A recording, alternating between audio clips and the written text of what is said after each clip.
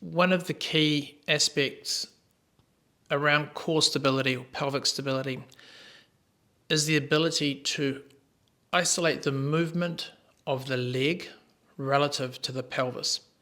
It is a term called hip dissociation. And what that means is, say for a runner, as your leg is going through stance phase and you're moving towards the back of stance phase, we want you to be able to move your leg and not have to affect the position of the pelvis. It is very common to see a runner from mid-stance through to toe off have their pelvis rotate forward as the leg moves backwards. So that is what we call poor hip dissociation. And so the single leg glute bridge, or the glute bridge as a whole, when done from a sport-specific perspective, is not about flexing through the spine as you roll down. It is about moving exclusively through the hip joint. Now this test, the single leg glute bridge, also incorporates an anti-rotation skill. So as you take your foot off the ground, does your pelvis twist? And what we do know from a lot of sports that involve rotation, if you wish to rotate well, things like golf, great example.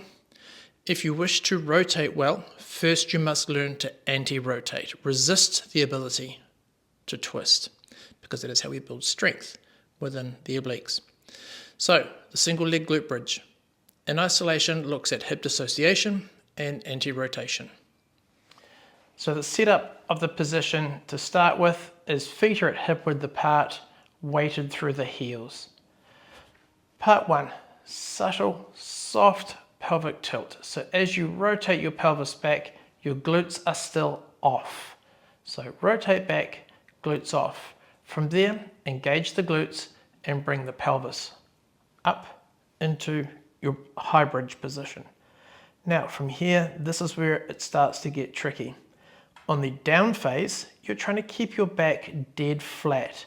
So as you lower yourself down, you're not trying to flex the spine to get the movement.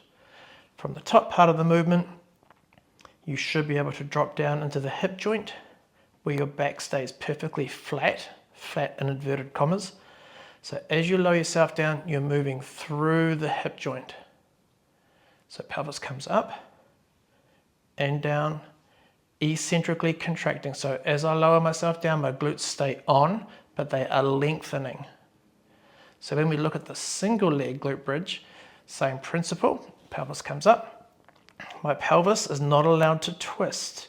I take my left foot off, my pelvis hasn't twisted, so we're in anti-rotation here. As I lower my pelvis down, my right glute stays on all the way down and lifts up. And you should be able to do this evenly with even quality on both sides. So pelvis comes up, right foot comes off, no twisting, and down.